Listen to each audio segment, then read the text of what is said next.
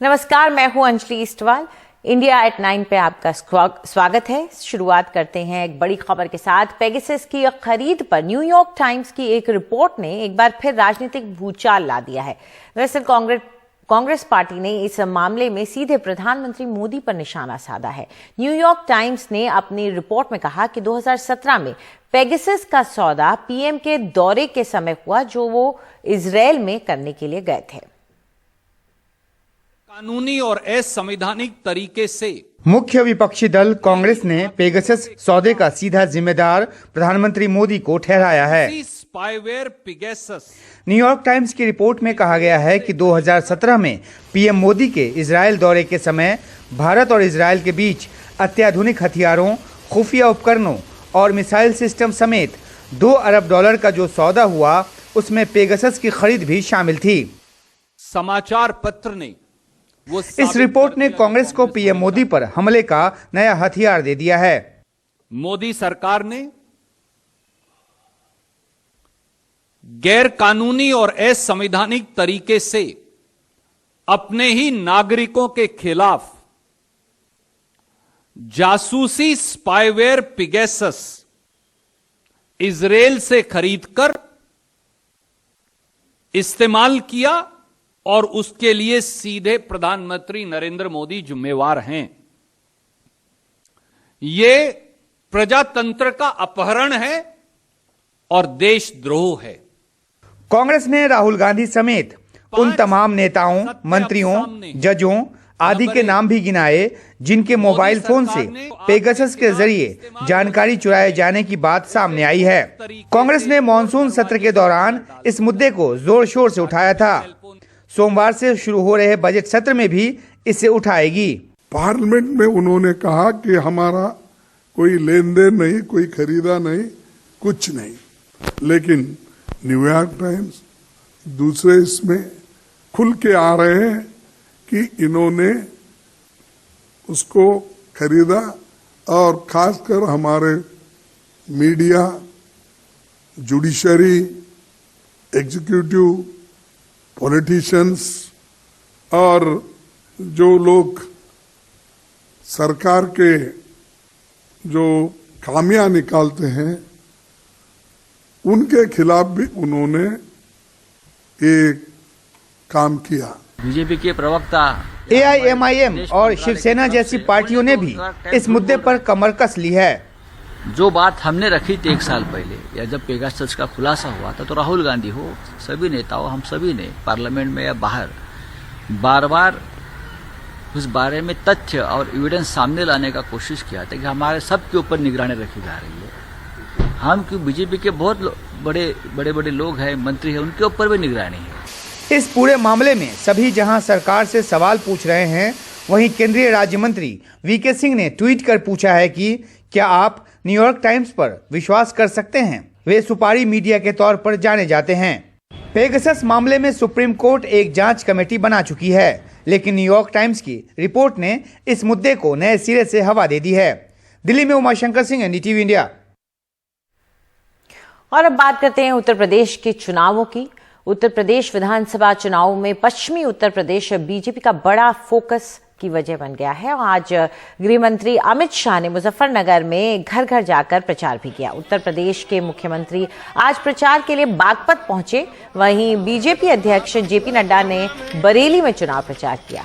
गृह मंत्री अमित शाह ने आज एक बार फिर समाजवादी पार्टी और RLD के गठबंधन पर निशाना साधा। उन्होंने कहा कि अखिलेश और जयंत चौधरी सिर्फ मतगणना तक साथ हैं।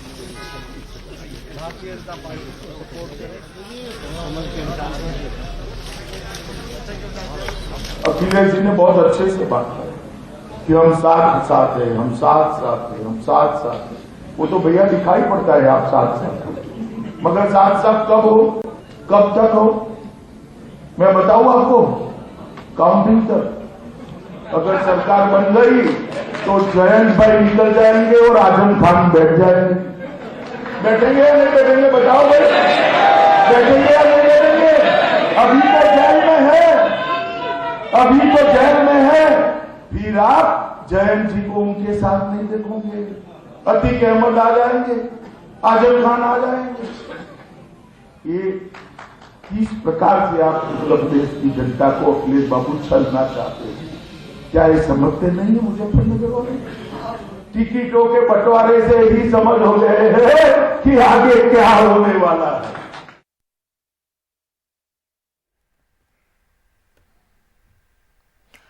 कांग्रेस महासचिव प्रियंका गांधी ने आज चुनाव आयोग पर सरकार के दबाव में लोकतंत्र को कुचलने का आरोप लगाया। उन्होंने ट्वीट कर कहा कि बीजेपी नेता भीड़ के साथ कैंपेन करें, नफरत भरी बातें करें, प्रशासन का इस पर कोई एक्शन नहीं।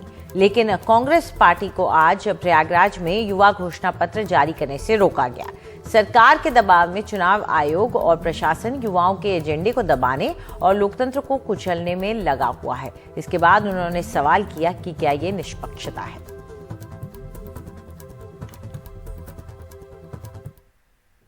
गाजियाबाद में आज समाजवादी पार्टी अध्यक्ष अखिलेश यादव और आरएलडी अध्यक्ष जयंत चौधरी ने एक साझा प्रेस कॉन्फ्रेंस की। अखिलेश यादव ने इस दौरान कहा कि बीजेपी ने विकास का रास्ता रोका है और उनकी सरकार बनी तो यूपी में खुशहाली लाएंगे। साथ ही उन्होंने कहा कि बीजेपी नकारात्मक राजनीति कर रही है। मुझे खुशी है इस बात की कि जनता का समर्थन मिल रहा है और जनता का समर्थन से घबराई हुई भारतीय जनता पार्टी गली गली घूम रही है। जो तरक्की होनी चाहिए थी, जो विकास का रास्ता होना चाहिए था, वो भारतीय जनता पार्टी ने रोका है। यहां निगेटिव पॉलिटिक्स कोई कर रहा है, नकारात्मक पॉलिटिक्स कोई कर रहा है तो वो भारतीय जनता पार्टी कर रही है। हम दोनों लोग मिलकर के नकारात्मक पॉलिटिक्स को खत्म करना चाहते हैं। एक बार फिर वही भाईचारा की पॉलिटिक्स करना चाहते हैं कि हम सब एक हैं। जो गंगा जमुनी तहजीब है उसको बढ़ा करके खुशहाली के रास्ते पर ले जाना चाहते हैं। और अब खबर पंजाब चुनावों की। पंजाब में आम आदमी पार्टी के मुख्यमंत्री उम्मीदवार भगवंत मान ने आज धुरी सीट से अपना नामांकन दाखिल कर दिया।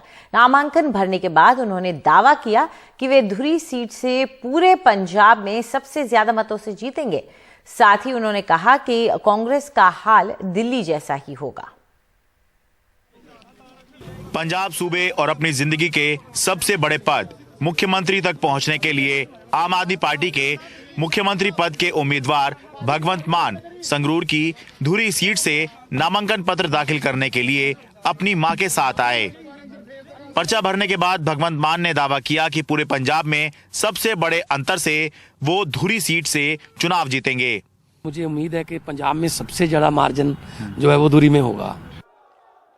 पूर्व कांग्रेस अध्यक्ष राहुल गांधी ने हाल ही में कहा कि कार्यकर्ताओं से पूछकर कांग्रेस का उम्मीदवार तय करेंगे। इसको लेकर भी मान ने कांग्रेस पर हमला किया। हमारी चिंता नहीं बढ़ेगी, चिंता तो कांग्रेस पार्टी की बढ़ी हुई है, क्योंकि उनको समझ नहीं आ रहा करें क्या आप।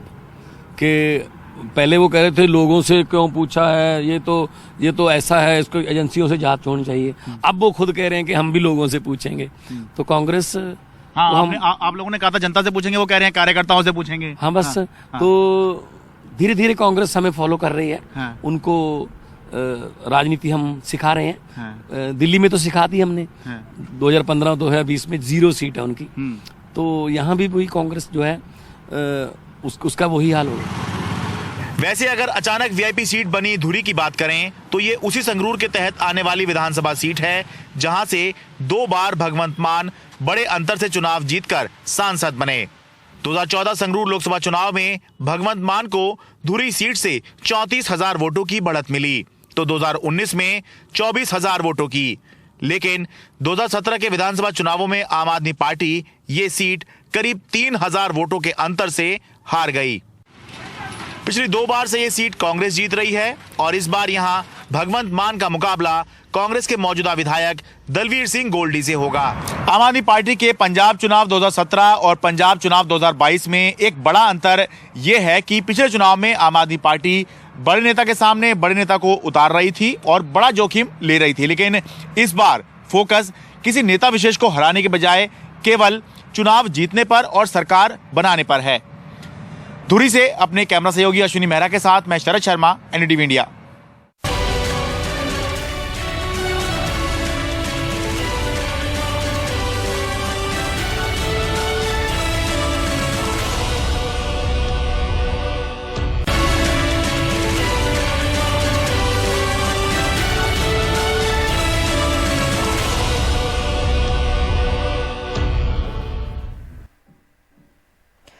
बीटिंग रिट्रीट कार्यक्रम के साथ 73वें गणतंत्र दिवस का समापन समारोह हुआ।